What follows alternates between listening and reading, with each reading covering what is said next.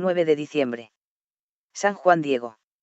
San Juan Diego nació en 1474 en el Calpulli de Tlayacac en Cuautitlán, estaba localizado a 20 kilómetros al norte de Tenochtitlán, México, establecido en 1168 por la tribu Nahua y conquistado por el jefe azteca Axayacatl en 1467.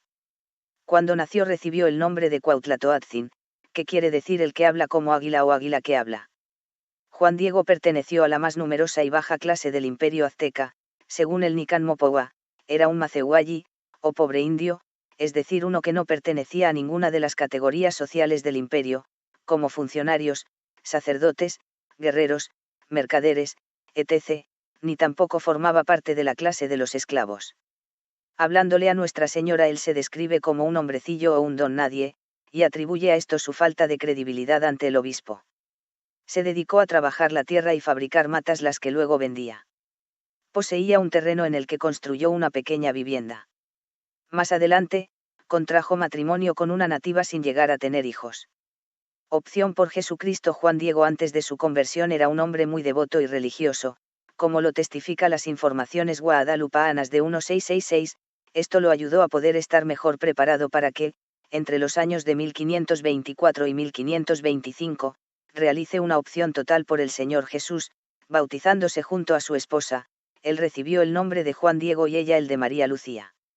Fueron bautizados por el misionero franciscano Fray Toribio de Benavente, llamado por los indios Motolinia o el Pobre, por su extrema gentileza y piedad y las ropas raídas que vestía. De acuerdo a la primera investigación formal realizada por la Iglesia sobre los sucesos, las informaciones guadalupanas, Juan Diego parece haber sido un hombre muy devoto y religioso, aún antes de su conversión. El 9 de diciembre de 1531 se le apareció, en el cerro del Tepayac, la Virgen María, quien se presentó como la perfecta siempre Virgen Santa María, Madre del verdadero Dios.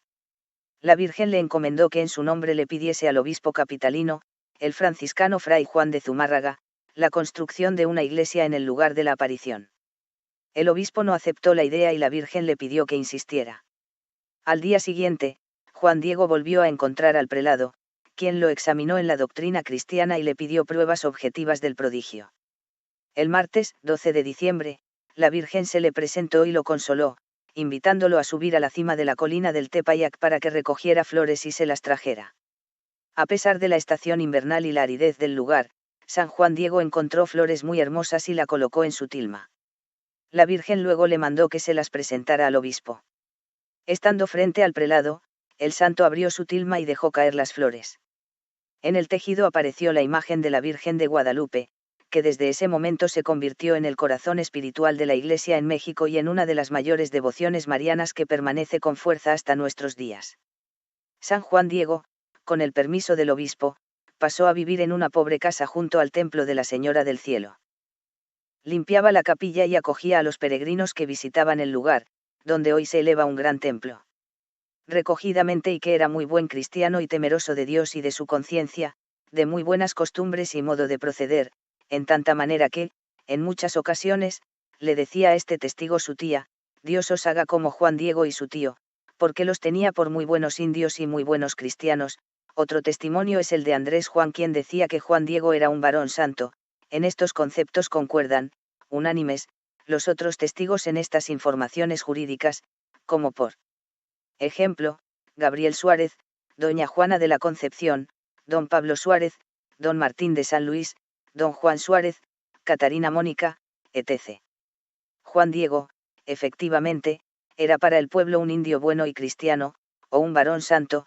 Ya solo estos títulos bastarían para entender la fortaleza de su fama, pues los indios eran muy exigentes para atribuir a alguno de ellos el apelativo de buen indio y mucho menos atribuir que era tan bueno que llegaba a considerarse ya santo como para pedirle a Dios que a sus propios hijos o familiares los hiciera igual de buenos y santos como a Juan Diego.